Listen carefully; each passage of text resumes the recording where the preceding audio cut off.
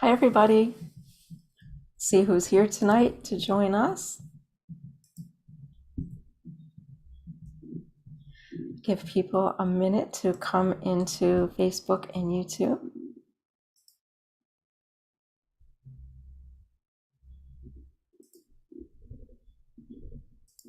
Be sure to let me know if you're here.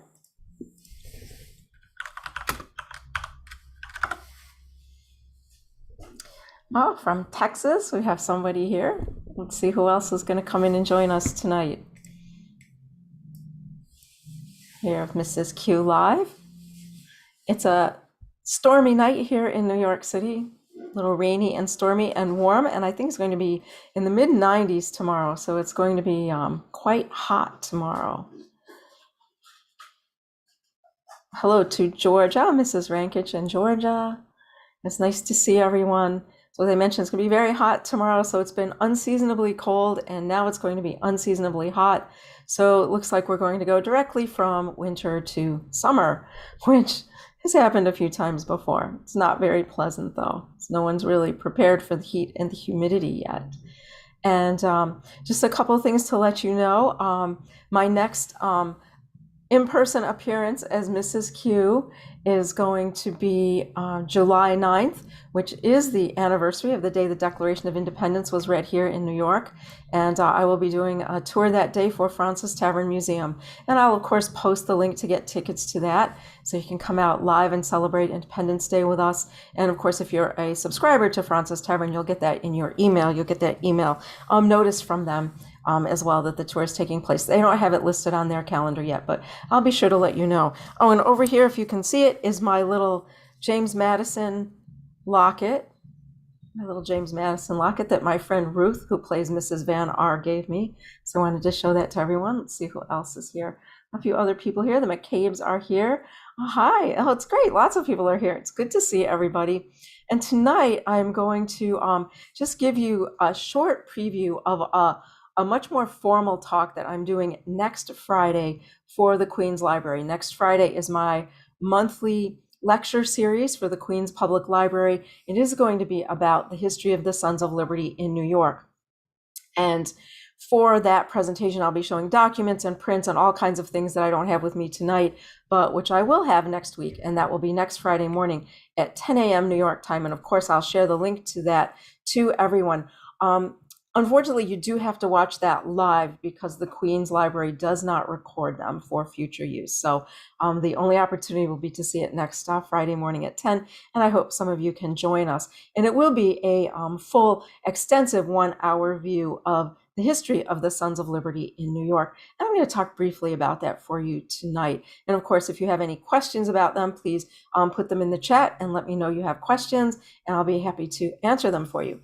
So the Sons of Liberty, I think almost everyone has heard of them. People have heard lots of different stories about them. And let me get my scarf closed here because I want to see to be a little modest here so you don't see my undergarments. So I think everyone has heard of them, and there are lots of legends about the Sons of Liberty, of course, and the things they were up to. And so we're going to talk about the Sons of Liberty in New York City. And keep in mind that the Sons of Liberty are not necessarily connected from city to city. They don't always get along, they don't always like each other, and they don't always do the same types of things. So they're kind of, separate, just as the colonies were at that time, very separate in what they did and what they believed. And I think as a general rule, the Boston Sons of Liberty were, I don't want to say the most violent, let's say were the most outrageous in their behavior. And then New England, maybe Rhode Island and Connecticut, and then New York and Philadelphia. And I'm not even sure how active they were south of the mid-Atlantic states. I'm not even sure if the Sons of Liberty, as we think of them, existed in the southern ports or not. I don't even know. I haven't researched them that much. But I do know a lot about the New York Sons of Liberty. And of course, we learn in school that the Sons of Liberty grew out of something called the Committees of Correspondence, which were the committees that were formed to unite against the Stamp Act in 1765. We all learned that. I learned that. And for many years, I thought that was true as well. And then I ran into other documentation and events in New York that led me to think that the Sons of Liberty really were around a lot earlier than that, say 3 decades or 30 years perhaps beginning even in the 1730s. So much earlier than what we learn and what we're taught. And I started thinking that myself, and then I found a paper that was read to the New York Historical Society in 1858 by Mr. Dawson, who was a renowned historian of New York City at that time, where he also claims the Sons of Liberty began in the 1730s. So what is going on in the 1730s in New York that we can maybe look at and say, wow, the Sons of Liberty were already active then?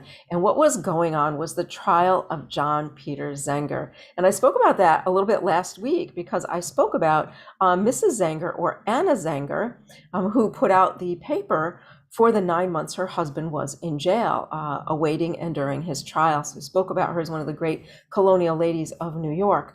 And the Zenger trial was all about the press and the way that colonial governors would charge printers with sedition and libel and throw them in jail and therefore keep their newspapers from being printed. And of course, the only printers that were charged with this were the ones that were exposing corruption in the royal governorships of the colonies or in other appointed positions. So that was an easy way to get your opponents to stop talking about what you were doing, was to throw them in jail. Oh, we have someone else from Virginia. Hello to everyone. And it's raining in the Bronx. I'm looking outside into my backyard and it seems like it has just stopped raining here. So hopefully it'll stop in the Bronx in a couple minutes too. So this was an easy way to shut down your opposition and people who were trying to expose your corruption, was simply to arrest the printers and put them in jail. And now the paper can't get printed and you don't have any more criticism of what you're doing. So it works out pretty well for those royal governors until John Peter Zenger's paper, the Weekly Journal, in 1734. And when Zenger was arrested and thrown in jail, a whole series of crazy events took place, with his lawyers getting disbarred and his bail being set at 10 times what he could afford to pay.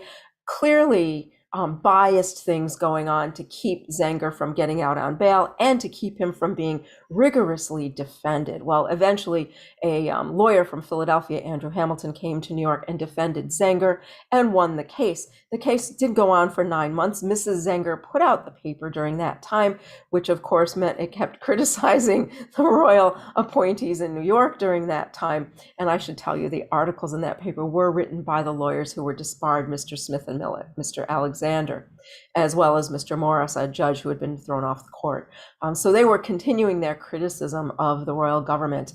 And at the end of the 9 months, the jury found for Mr. Zenger, and they nullified the libel law and rewrote it to say that a libel was only a libel if it could be proven to be true and purposefully printed.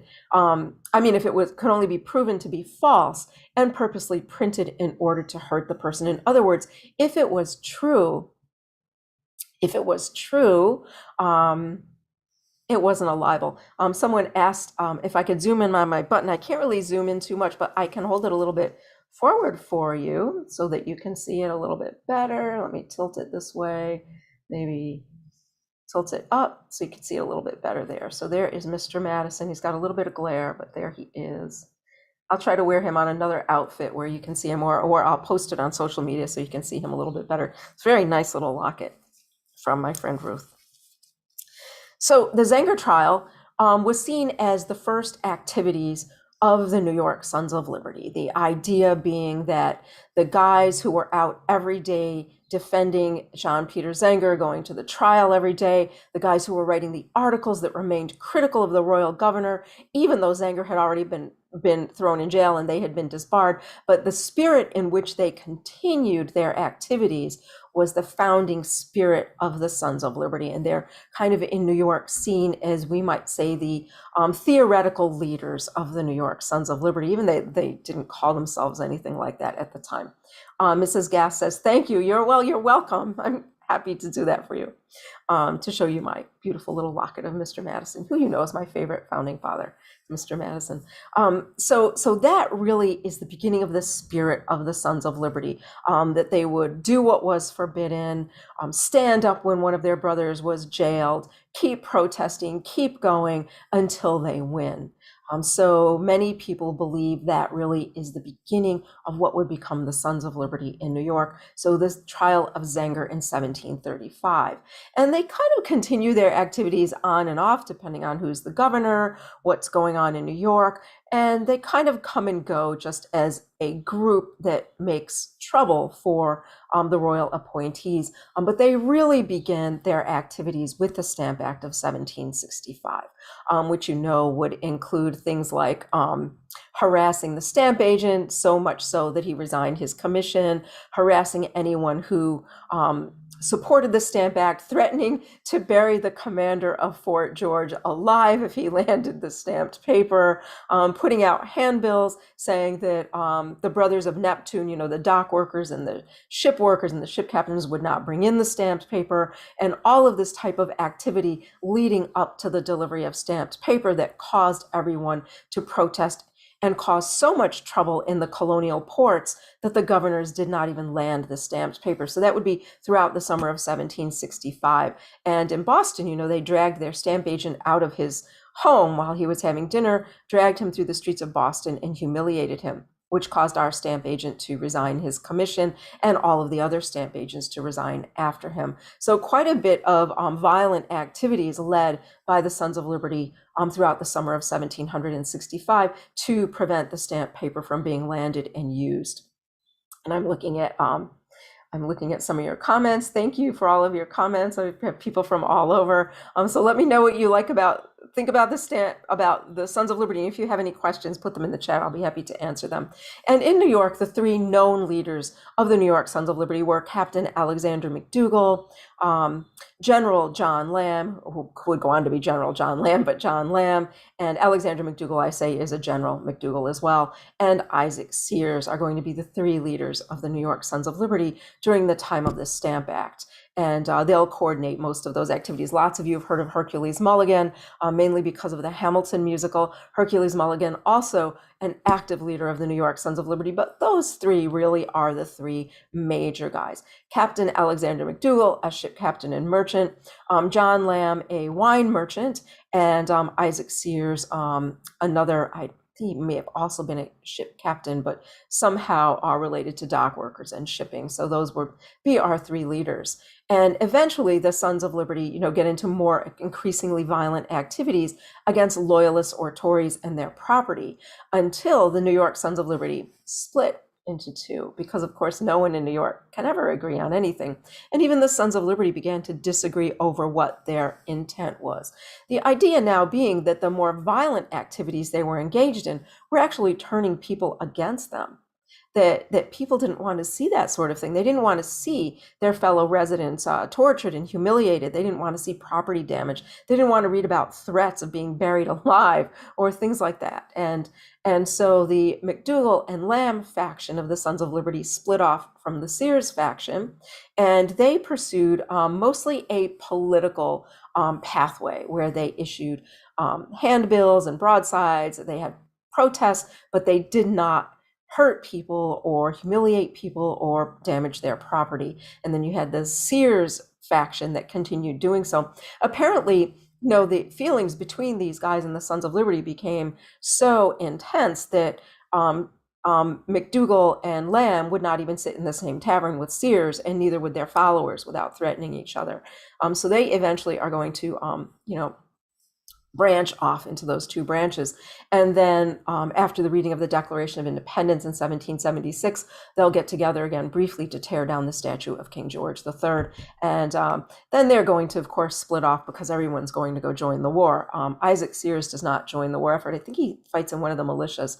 But John Lamb will become an artillery commander, and he will be Hamilton's artillery commander toward the end of the war. And Captain McDougall will go on to be Major General Alexander McDougall, commanding the 1st New York Division of the Continental Army. So they'll go on to noted military service. And of course, in New York, they're not going to be, active during the war because we're going to be occupied by the British.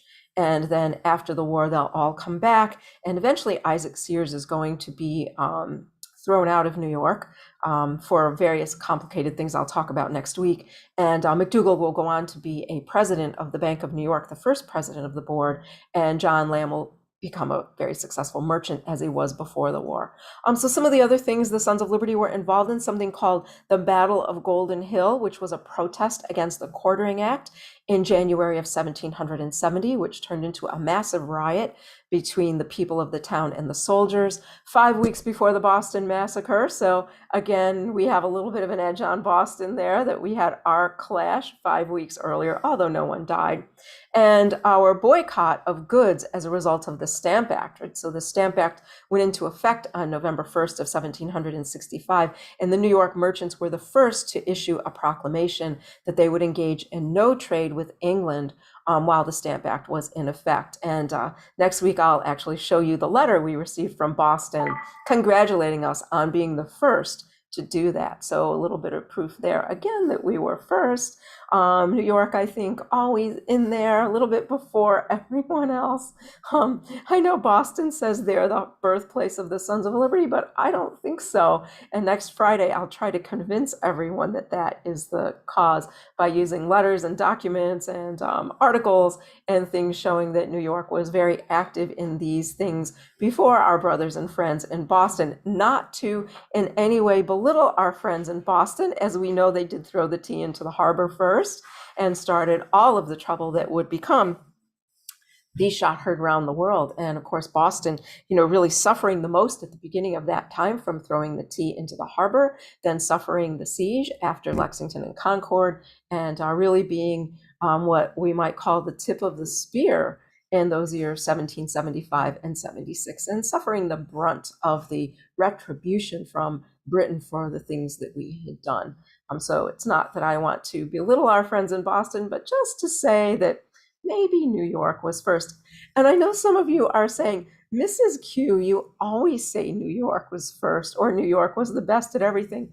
Well, of course I would. I am a New Yorker. We are the island at the center of the world, and everything begins and ends here in New York.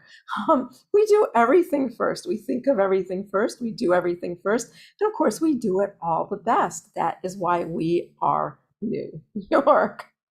So a little bit maybe amusing to some of you, just kind of leaning forward here to look at your messages. Were the Sons of Liberty punished for their activities? Not in New York.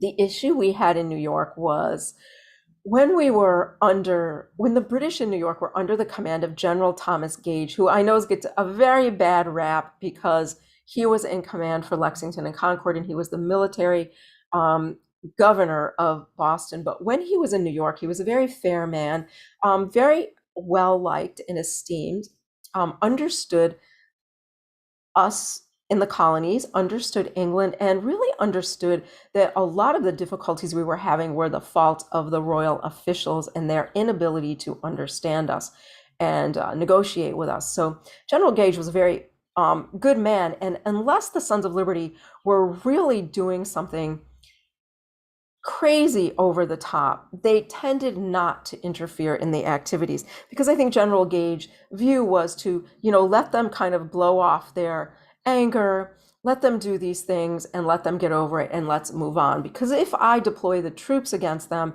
it will only escalate and get worse. The Battle of Golden Hill de-escalated very quickly because General Gage did not deploy military. There were soldiers there, but they were really acting on their own behalf in that riot. So General Gage was very modest about using troops against the protesters in New York. In New York, if your property was damaged or you were damaged, it was more likely you would bring a civil case against those who had done that to you, rather than using the army to stop them. So it was more a civil procedure here. And that worked out well. It kept violence from really overblowing the way it did in Boston. So we were able to kind of keep an equilibrium here between both sides, which were pretty evenly matched at that time. So, for everyone who supported the Sons of Liberty, someone supported the British soldiers. So it was rather evenly balanced, with a lot of people in the middle who really thought both people on the ends should stop it and just let us get back to our normal way of life. So we had a lot of that in the middle as well.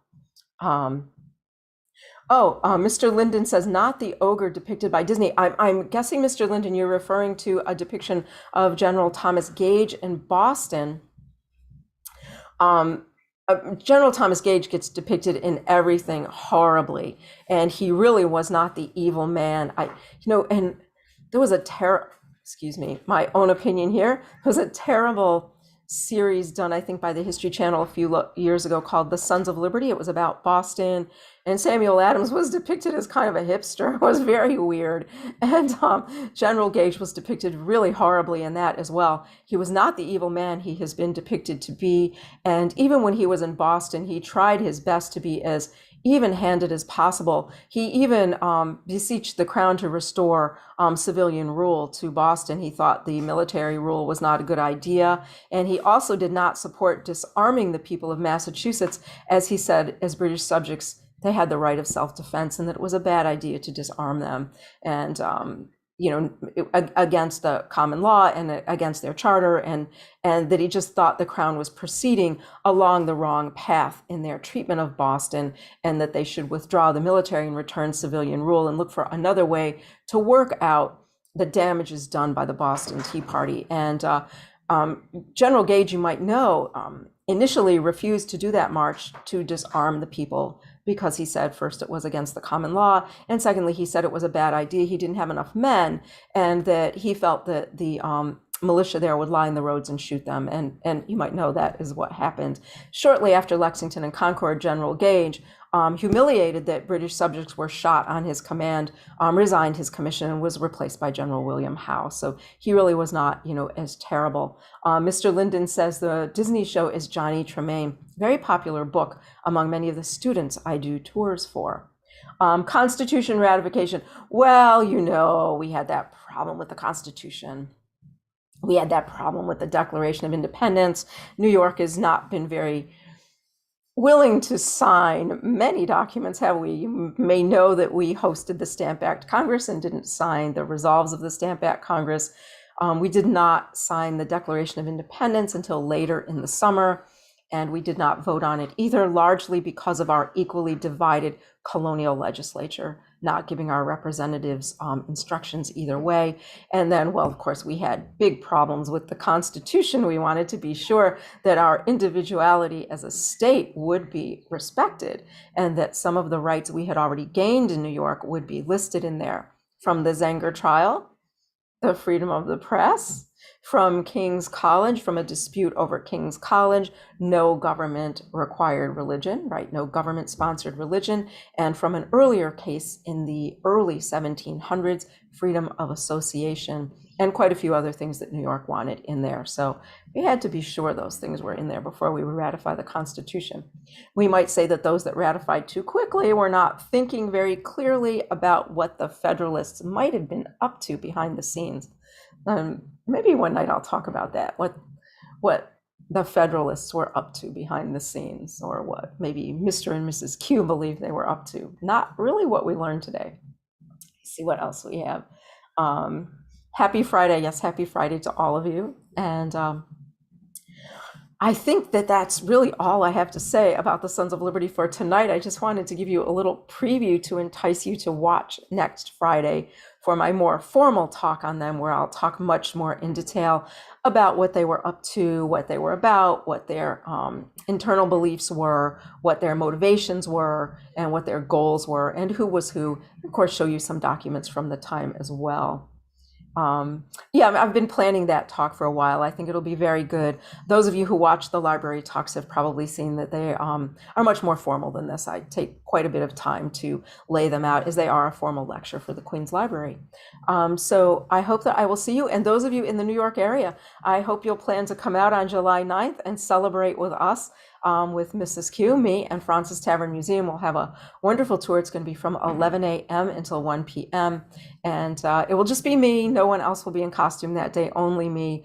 But there may be some people who normally appear in costume with me who might be there in their street clothes, who you might recognize. And that tour will not be live streamed or video recorded. That's not the policy of Francis Tavern. So if you can't come here, you'll miss it. And also put on your calendar September 9th, Culper Spy Day in Setauket, where I will be out there. Mrs. Van R will be there, and maybe some other people you've seen me with before will be out there in Setauket as well. And I am still trying to put together an evening at the Ketchum Inn, an 18th century evening at the Ketchum Inn in Center Mauritius, where you can come and enjoy dinner with all costume performers, an 18th century authentic dinner cooked on an authentic hearth, served in an authentic inn. And we're still working on putting that together for you this summer. So those of you in the New York area, that will be a very enjoyable evening for you. And you do not have to come in costume, but we will be in costume for that. So thank you all for joining me tonight. I hope to see a lot of you next Friday morning. And in the meantime, you can follow me, of course, on Facebook and YouTube and Instagram, and you can see what sort of interesting history stories I am sharing until then. So thank you, and I'll see you next Friday morning. Thanks for joining me tonight.